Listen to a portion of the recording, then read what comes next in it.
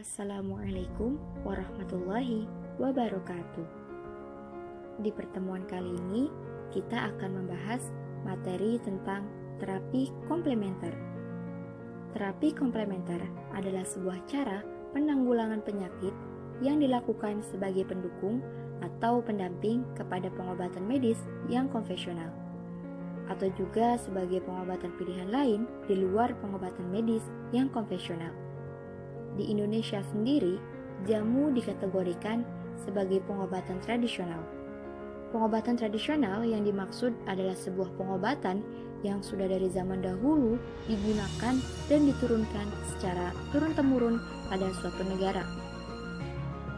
Tujuan terapi komplementer.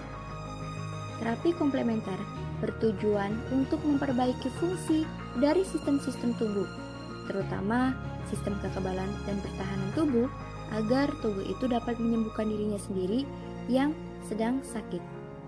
Karena tubuh kita itu sebenarnya memiliki kemampuan untuk menyembuhkan dirinya sendiri, asalkan diri kitanya mau mendengarkan serta memberikan respon dengan asupan nutrisi yang baik, lengkap serta perawatan yang tepat. Jenis terapi komplementer. Intervensi tubuh dan pikiran, sistem pelayanan pengobatan alternatif, cara penyembuhan manual, pengobatan farmakologi dan biologi, diet dan nutrisi untuk pencegahan dan pengobatan, cara lain dalam diagnosa dan pengobatan. Fokus terapi komplementer. Pasien dengan penyakit jantung, pasien dengan penyakit autis dan hiperaktif, pasien kanker. Obat-obatan terapi bersifat natural, misalnya mengambil bahan dari alam seperti jamu, rempah, dan lain sebagainya. Pendekatan lain seperti halnya menggunakan energi tertentu yang mampu mempercepat proses penyembuhan hingga menggunakan doa tertentu yang diyakini secara spiritual memiliki kekuatan penyembuhan. Teknik terapi komplementer. Yang pertama ada teknik akupuntur. Cara kerjanya itu dengan mengaktifasi berbagai molekul yang berperan sebagai komunikasi antar sel. Salah satu pelepasan molekul tersebut adalah sebuah pelepasan endorfin yang banyak berperan pada sistem tubuh. Kemudian berfungsi untuk memperbaiki keadaan umum, meningkatkan sistem imun, mengatasi konstipasi atau diare, meningkatkan nafsu makan, serta menghilangkan atau mengurangi efek samping yang timbul akibat dari pengobatan kanker itu sendiri, seperti rasanya mual, muntah, fatigu, dan neuropati. Yang kedua, terapi herbal medik. Umumnya digunakan untuk pasien-pasien yang gangren, supaya tidak perlu dilakukan pengamputasian bagian tubuh.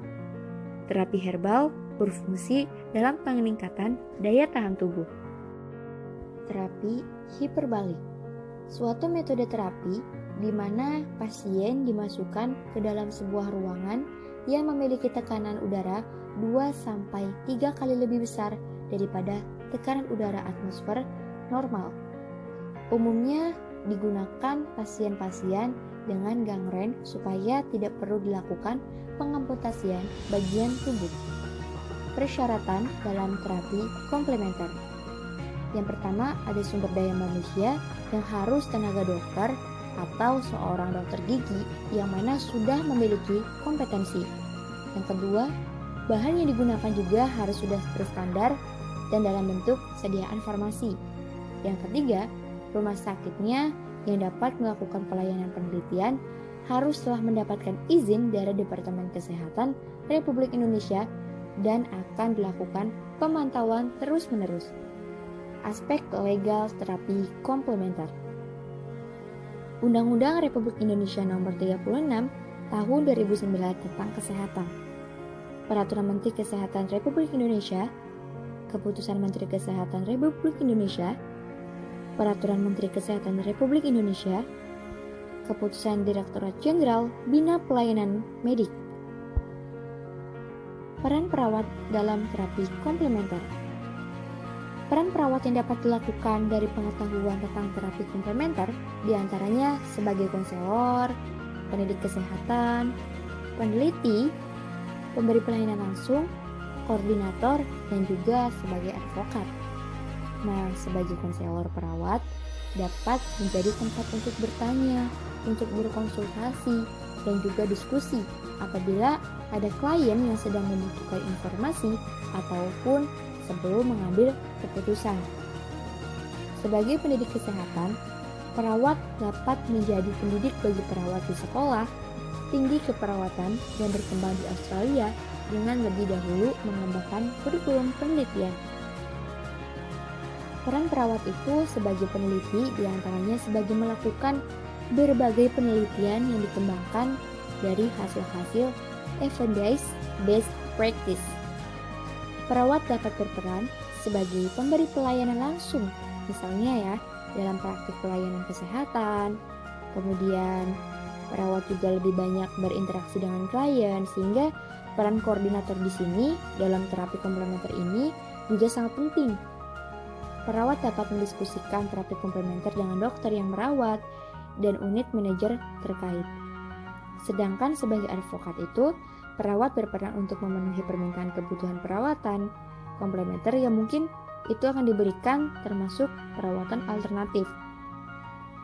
Kendala dalam terapi komplementer biasanya masih lemahnya pembinaan dan pengawasan, terbatasnya kemampuan tenaga kesehatan, kemudian terbatasnya anggaran dan tersediaannya untuk pelayanan kesehatan, dan juga belum memadainya regulasi yang mendukung pelayanan kesehatan komplementer. Dan terakhir, terapi komplementer belum menjadi program prioritas dalam penyelenggaraan pembangunan kesehatan. Terima kasih, semoga bermanfaat. Wassalamualaikum warahmatullahi wabarakatuh.